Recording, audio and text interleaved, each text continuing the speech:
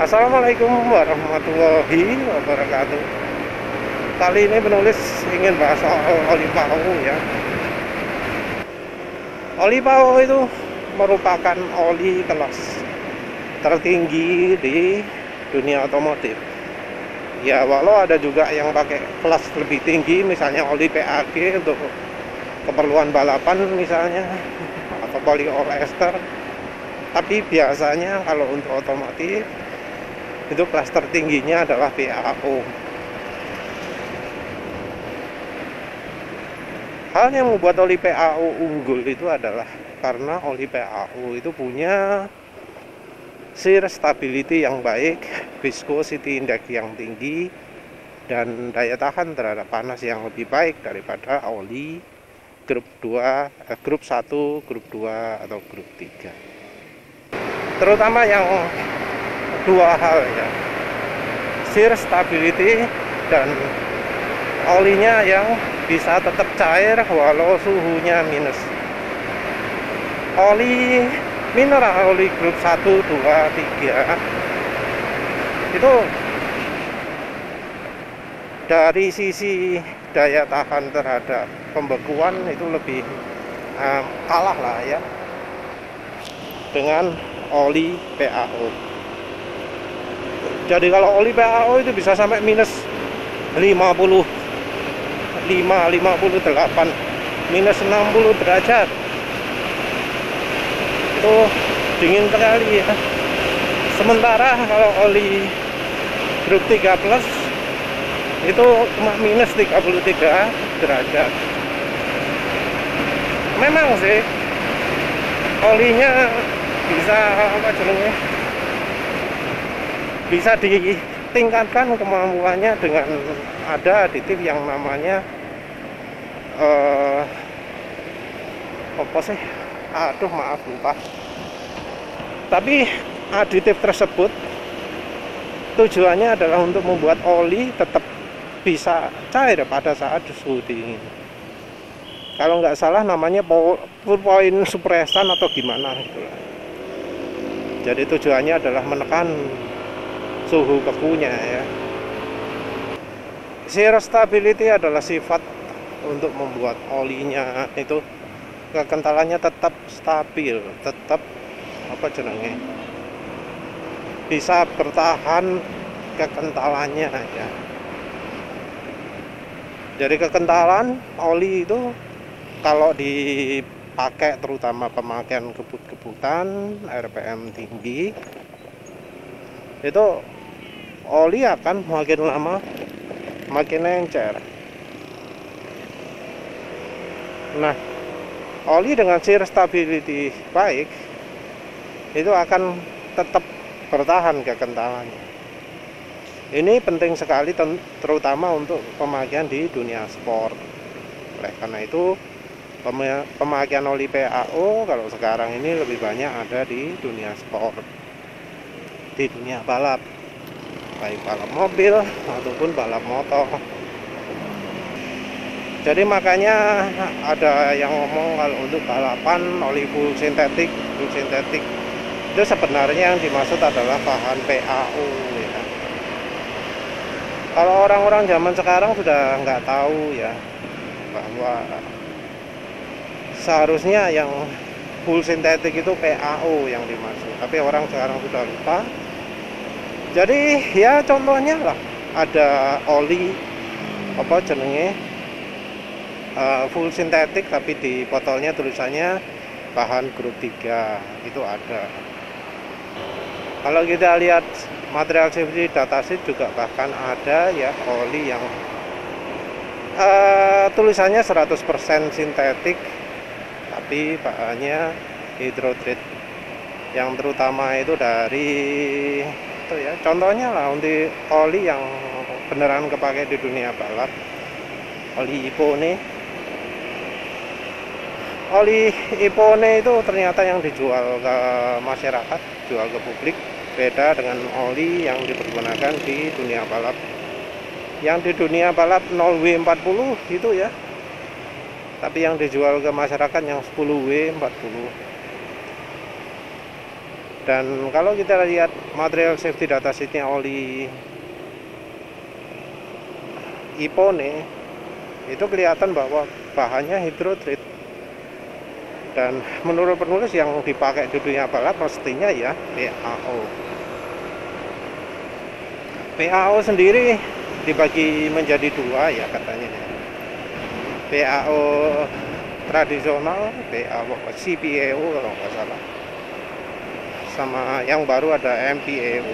Penulis kurang jelas yang lebih bagus yang mana, mungkin bisa ikutin sendiri penjelasan di YouTube channel Lubrication Explain LE gitu tulisannya.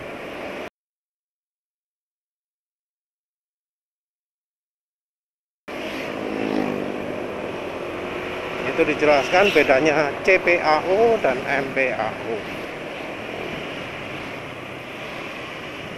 Yang salah satu yang mungkin apa ya, yang MPAO mungkin, makanya salah satu itu lebih lemah dari sifatnya, tidak sebaik yang PAO tradisional. Jadi sifatnya lebih lemah daripada PAO yang tradisional. Dari shear stability-nya kalau nggak salah lebih dekat ke bahan grup 3 plus alias dari bahan buatan Shell. Jadi bahan Shell itu kan buat namanya oli yang dibuat dari gas alam. Namanya hasil prosesnya adalah pure plus pure plus ya, karena dari bahan alam, dari bahan gas alam dia lebih murni, kandungan naptenik dan aromatiknya minim. Itu minim, sifatnya lebih murni. Karena lebih murni, sifatnya juga mendekati PAO, terutama dari sisi apa ya, viscosity index defaultnya, terus apa ya, sifat antioksidasinya, pemaneh ya, lupa. Tapi tentu ya sifat shear stability sama pour point-nya masih jauh ya dari oli PAO. Sayang nih PAO bahan yang ya termasuk paling ideal lah dari sifat itu. Kelemahannya memang ada sih, seperti misalnya daya pelarutan yang kurang baik. Daya pelarutan yang kurang baik ini juga diiringi oleh lubricity yang kurang baik. Jadi kalau kekentalannya sama, maka oli grup 1 akan lebih unggul daripada PAO dalam sifat melicinkan, alias kalau bikin mesin lebih halus. Jadi halusnya mesin kalau kekentalannya sama, oli PAO itu kalah. Tapi karena kekentalannya stabil, kalau oli mineral bisa cepat jadi lebih encer ya kalau dipakai untuk perjalanan jauh. Sementara oli PAO lebih stabil kekentalannya, sehingga mesin walau nggak halus tapi bisa konsisten lebih lama. Walau dipakai keput-keputan ya wes segitu, itu suaranya nggak jadi makin kasar. Sementara oli mineral makin lama makin kasar karena shear stability-nya kurang bagus. Kelemahan yang kedua adalah solvensinya, daya pelarutannya. Daya pelarutan ini efeknya dua ya, minim. Yang pertama adalah kemampuan untuk membersihkan kerak jadi buruk ya. Dia tidak akan mudah teroksidasi. Olinya akan bertahan bening ya, nggak rusak lah, nggak rusak lebih lama. Tapi kalau sudah terjadi kerak lumpur dalam mesin, dia nggak bisa bersihkan. Jadi secara oksidasi dia lebih tahan, tapi kalau untuk membersihkan hasil sampahnya oksidasi dia nggak bisa. Satu itu. Yang nomor dua adalah aditif yang bisa ditambahkan di dalamnya jadi sedikit, karena aditif itu harus bisa larut ya. Larut artinya kalau misalnya olinya didiamkan, aditifnya nggak mengendap, nggak turun. Nah, ini kelemahannya oli PAO. Jadi aditifnya nggak bisa banyak-banyak. Kalau terlalu banyak nanti mengendap. Untuk mengatasi kelemahan ini, makanya ada yang menambahkan dengan oli grup 1. Jadi biar lebih mudah, lebih baik daya pelarutannya terutama.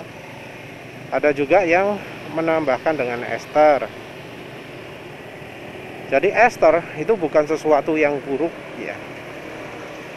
Ester gunanya untuk meningkatkan daya licinnya, untuk meningkatkan daya larutnya, solvensinya dan lubricity-nya. Ester yang dimaksud tentu ya ester di dunia otomotif, yaitu polyol ester dan diester. Nah, bagaimana sih kita bisa tahu ciri oli PAO ini? Karena sekarang ternyata sangat jarang sekali ya. Mungkin cuma 1% oli di pasaran itu yang PAO. Yang pertama ya, kita lihat di deskripsi produk itu ono tulisannya PAO apa enggak.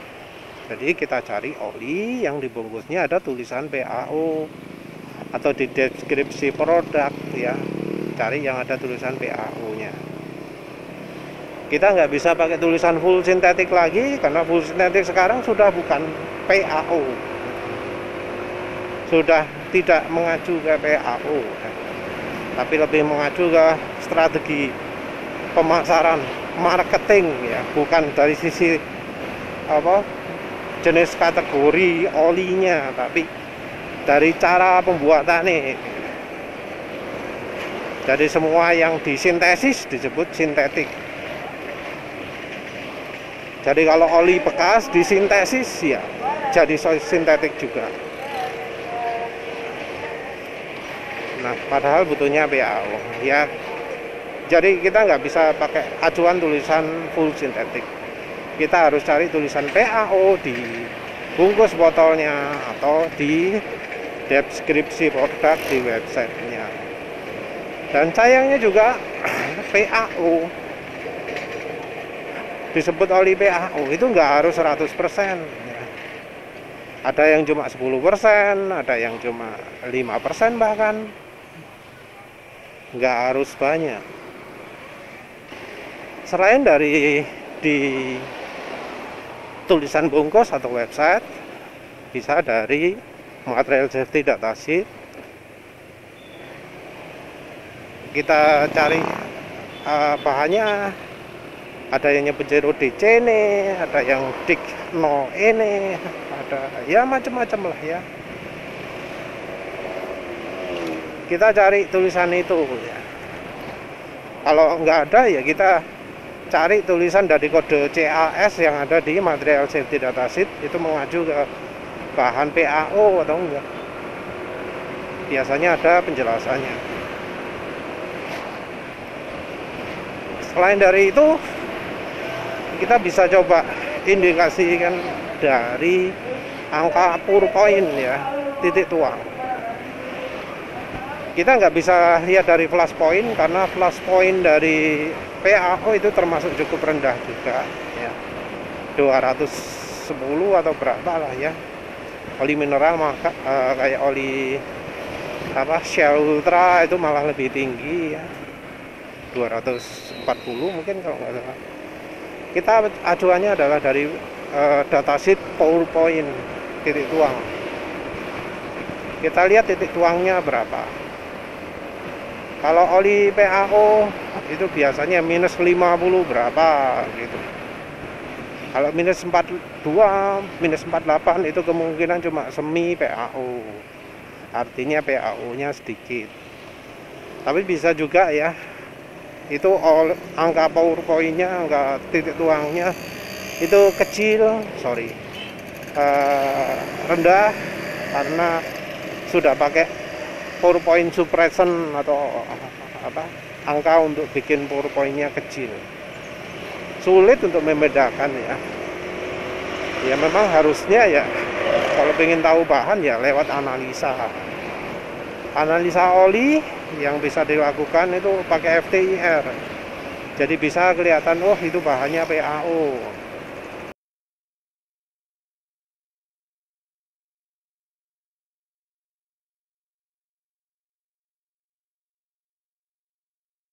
Kita bisa lihat contohnya di channel Sopo ya, lali di apa, uji olinya Rusia. Nanti penulis tunjukkan ya contohnya analisa oli yang menunjukkan oh ini ada bahan PAO nya.